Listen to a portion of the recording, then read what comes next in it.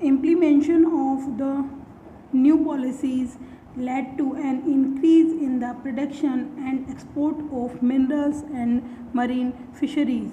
ये जो new policy का इम्प्लीमेंट हुआ, न्यू पॉलिसी जब लगाई गई तो इससे क्या हुआ कि प्रोडक्शन तो बढ़ा ही, उसके साथ साथ जो मिनरल और मरीन फिशरीज थे उनका भी जो एक्सपोर्ट है वो बढ़ने लगा विद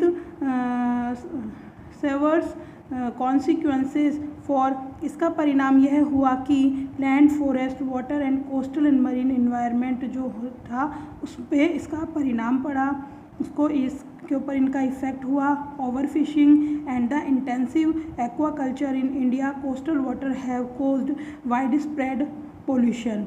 ओवर फिशिंग की अति मछली पालन या फिर मछलियों का ज़्यादा उपयोग करना और गहन जो एक्वाकल्चर होता है, पानी से रिलेटेड जो भी चीज़ें होती हैं, मछली, सीप, केकड़ा, इन सब का जो उत्पादन होता है या उनसे रिलेटेड जो भी बिजनेस होता है, तो कोस्टल वाटर में जो है इसकी वजह से बहुत ज़्यादा पोल्यूशन बढ़ने लगा। These activities have also led to the displacement of traditional livelihood and destruction of the traditional human environment. इसी इन एक्टिविटीज़ की वजह से क्या हुआ कि लोगों का जो ट्रेडिशनल जीवन है वो इफ़ेक्ट होने लगा और जो ट्रेडिशनल ह्यूमन इन्वायरमेंट है वो भी बहुत ज़्यादा डिस्ट्रैक्ट होने लगा।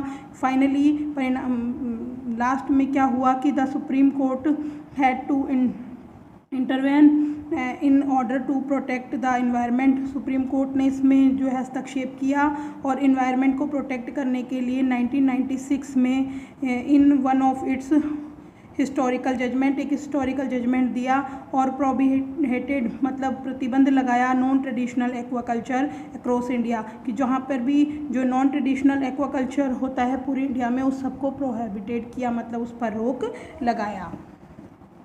Towards sustainable development. Sustainable development का मैंने पहले भी मतलब बताया था कि सस्टेनेबल डेवलपमेंट का मतलब होता है सुस्थिर विकास की रिसोर्सेज का यूज़ इस प्रकार से किया जाए कि आने वाली जनरेशन भी उसका यूज़ कर सके।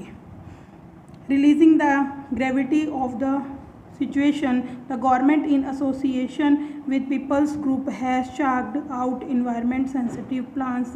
तो इस ये जो ऐसी जो सिचुएशन बनी थी उसके बाद गवर्नमेंट ने क्या किया, पीपल्स का बहुत ग्रुप बनाया और की इन्वायरमेंटल जो सेंसिटिव प्लान्स भी बनाए गए, रेगुलेशंस नियम बनाए गए और सेफगार्ड्स बनाए गए। 1996 में एक नोटिफिकेशन जारी किया गया, इन्वायरमेंटल इम्पैक्ट असेसमेंट EIA बोला जाता है, हैज़ बीन डिज़ाइन किया गया। इस तरीके का एक एक्ट या फिर एक असाइनमेंट आया जो कि to make development project ecological sensitive, जो कि इकोलॉजिकली जो सेंसिटिव प्रोजेक्ट है उसको डेवलपमेंट का काम करेगा। Then there is the coastal regulation zone.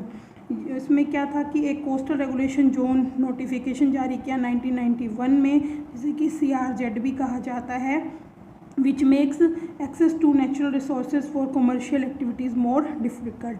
जिसने कि ये जो आया इसके बाद में क्या हुआ कि जो नेचुरल रिसोर्सेज है उनको कमर्शलाइजेशन करना बहुत ही ज़्यादा डिफ़िकल्ट बना दिया गया, मतलब नेचुरल रिसोर्सेज को लोग कमर्शियल यूज़ नहीं कर पाए, इसके लिए बहुत से डिफ़िकल्ट जो है वो नियम कानून बना दिए गए। Remarkable work has been done for the development of human environment, कि ह्यूमन इन्वायरमेंट के डेवलपमेंट के लिए बहुत से रिमार्केबल काम किए गए हैं जो कि इस तरीके से बताए जा सकते हैं। Spread of organic farming network in state like Maharashtra and Uttarakhand with other state also supporting this type of farming. Organic farming जो है नेटवर्क वो बहुत से स्टेट्स में बनाया गया जैसे कि महाराष्ट्र और उत्तराखंड, और उसके अलावा जो अन्य जो स्टेट्स थे, अन्य राज्य थे, वो भी इस तरीके के टाइप फार्मिंग को सपोर्ट करने लगे। Human self help group SHG बनाए गए, जिसमें कि ह्यूमन सेल्फ हेल्प ग्रुप जो है वो बनाए गए ताकि वो manufacturing produced based on natural resources और मोस्ट स्टेट, कि नेचुरल रिसोर्सेज को यूज़ करके वो जो है प्रोडक्शन कर सकें। Decentralised water harvesting facilities which provide relief in drought prone areas like Alwar in Rajasthan, people are being encouraged to practice rain water harvesting. Rain water harvesting की जो है वो भी फैसिलिटीज़ अवेलेबल कराई गई कि ताकि जहाँ पे सूखा संभावित क्षेत्र है जैसे कि राजस्थान का अलवर, तो वहाँ पे क्या हो कि जहाँ पे भी पानी का जो अभाव है उसको सही किया जा सके रेन वाटर हार्वेस्टिंग की प्रोसेस के द्वारा। होलिस्टिक डेवलपमेंट ऑफ विलेजर्स की जो पवित्र जो डेवलपमेंट है विलेजेस में, गाँव में, which has reversed the rural urban migration pattern in some villages of Maharashtra. Maharashtra के कुछ गाँव में जो रूरल अर्बन ग्रामीण और शहरी जो है माइग्रेशन पैटर्न भी अपनाया गया। Steps towards conservation of the forest and wild life have been initiated by thousands of villagers in Orissa, Uttarakhand, Nagaland, Maharashtra and other state.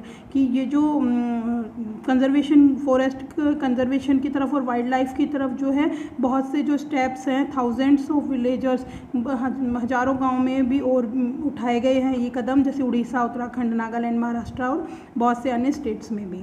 Such methods along with the policies introduced by the government agencies. कुछ methods जो हैं और कुछ जो policies हैं वो government agencies के द्वारा भी इंट्रोड्यूस करवाए गए हैं, are hopefully leading us to a more sustainable and equitable future for human environment India.